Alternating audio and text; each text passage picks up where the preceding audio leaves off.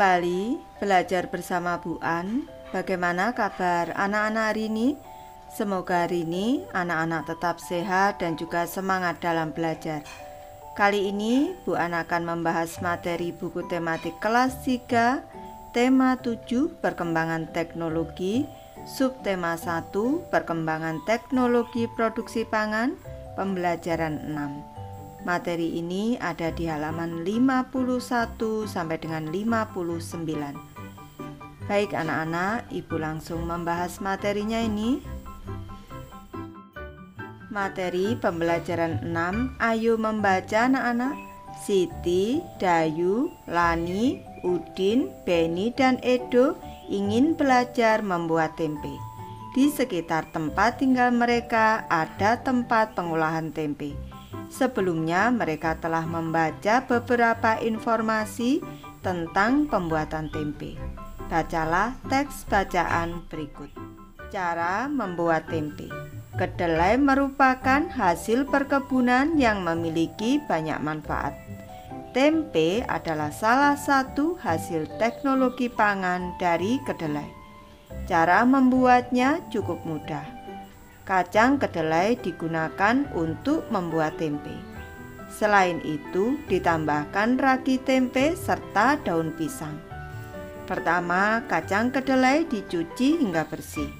Kemudian direndam selama 12-18 jam. Kacang kedelai dicuci hingga kulitnya terlepas. Lalu kacang kedelai dikukus atau direbus hingga empuk. Kacang kedelai yang sudah empuk diangkat dan ditiriskan. Ragi tempe dapat ditaburkan jika suhunya telah berubah menjadi hangat. Kacang kedelai dapat dikonsumsi dalam bentuk yang baru, yaitu tempe, melalui teknologi pangan. Teknologi pangan bermanfaat agar kedelai dapat dinikmati sebagai jenis makanan baru. Zat gizi pada tempe dapat memperbaiki sel-sel tubuh yang telah rusak. Kacang kedelai dapat dikonsumsi dalam bentuk yang baru, yaitu tempe, melalui teknologi pangan. Teknologi pangan bermanfaat agar kedelai dapat dinikmati sebagai jenis makanan baru. Zat gizi pada tempe dapat memperbaiki sel-sel tubuh yang telah rusak. Lanjut ke materi ayo berlatih anak-anak. Amati teks pada paragraf terakhir. Apa manfaat teknologi pangan terhadap hasil panen kacang kedelai? Uraikan di bawah ini. Baik, Ibu memberi contoh. Manfaat teknologi pangan terhadap hasil panen kacang kedelai adalah kacang kedelai dapat dikonsumsi dalam bentuk jenis makanan baru, yaitu tempe. Dan zat gizi pada tempe dapat memperbaiki sel-sel yang rusak. Lengkapi kalimat di bawah ini.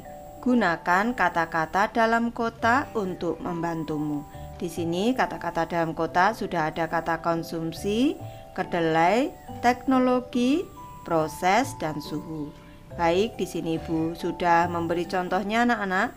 Teks yang rumpang ini sudah Ibu beri contoh mengisi dengan kata yang tepat agar menjadi kalimat yang utuh dan juga menjadi paragraf yang utuh.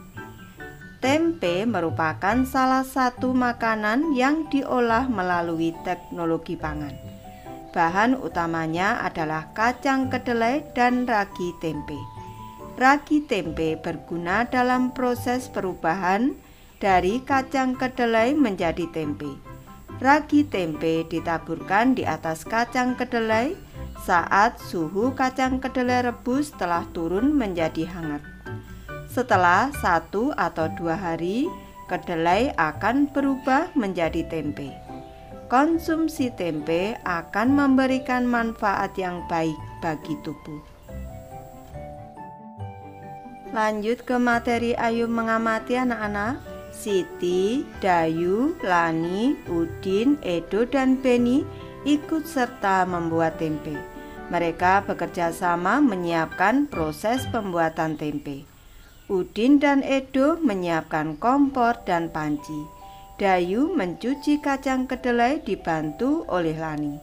Siti dan Beni bertugas merebus kacang kedelai. Siti harus mengisi panci dengan air. Panci yang tersedia berukuran besar. Gelas untuk menuang air berukuran kecil. Siti menghitung banyaknya gelas berisi air agar panci terisi sampai penuh. Kita hitung 1, 2, 3, 4, 5, 6, 7, 8, 9. Volume air dalam 9 gelas ini volumenya sama dengan volume air 1 panci. 1 panci terisi penuh air setelah dituang 9 gelas satuan.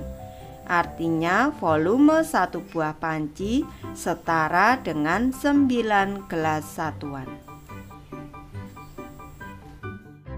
Lanjut ke materi ayo berlatih anak-anak.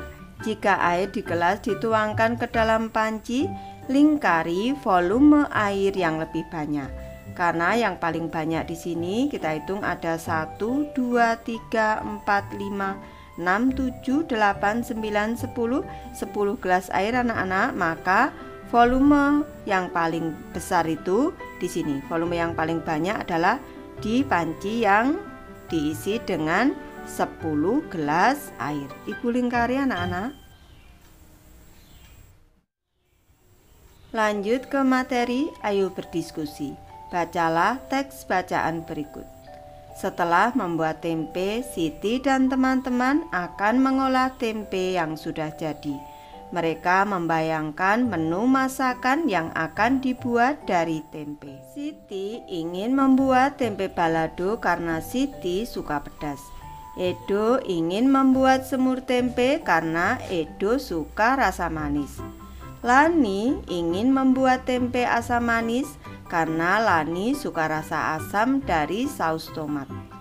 Beni, Dayu, dan Udin lebih suka tempe yang digoreng. Rasanya asin dan gurih. Siti memaksa ingin membuat tempe balado. Demikian pula Edo tetap bertahan ingin membuat semur tempe. Karena tidak ada yang mau mengalah, hampir saja tempe tidak jadi diolah. Keinginan setiap orang berbeda-beda. Jika setiap orang memaksakan kehendak, akan terjadi pertengkaran. Akhirnya, Siti dan kawan-kawan berdiskusi untuk menentukan jenis makanan yang akan dibuat. Siti tidak ingin memaksakan kehendak. Siti paham bahwa tidak semua orang suka pedas. Siti memiliki tenggang rasa terhadap teman-temannya. Begitu pula Edo dan Lani. Mereka tidak memaksakan keinginan pribadi. Dari hasil diskusi, semua sepakat untuk membuat tempe mendoan. Perbedaan sifat dan kebiasaan dapat menimbulkan pertengkaran jika tidak ada yang mau mengalah. Sikap itu tentu saja tidak baik. Perbedaan sifat dan kebiasaan tidak akan menjadi masalah jika bertoleransi terhadap sifat dan kebiasaan orang lain. Tenggang rasa adalah sikap mau memahami keadaan orang lain. Diskusikan dengan temanmu mengenai hal baik dan tidak baik yang mungkin terjadi jika terdapat perbedaan sifat dan kebiasaan dari tiap orang. Lanjut ke materi ayo menulis anak-anak. Amati hasil diskusi mengenai berbagai akibat dari adanya perbedaan sifat dan kebiasaan pada setiap orang. Ada muncul sikap tenggang rasa, berbeda pendapat, perang antar suku bangsa, memahami perasaan orang lain, saling melengkapi satu sama lain, memicu pertengkaran, menghargai perbedaan, memaksakan kehendak, memperkaya wawasan, dan tidak mau bersatu. Tuliskan kembali sikap yang perlu ditiru dan dihindari jika terdapat perbedaan pada tabel berikut.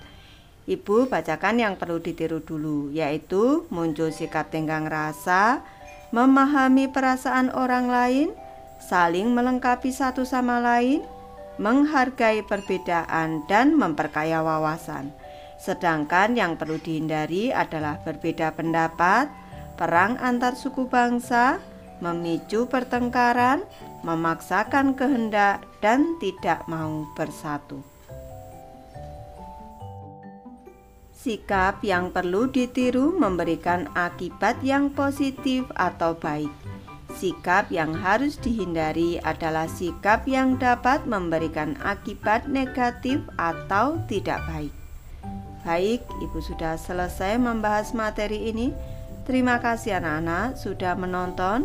Semoga ini bermanfaat membantu anak-anak belajar. Terima kasih.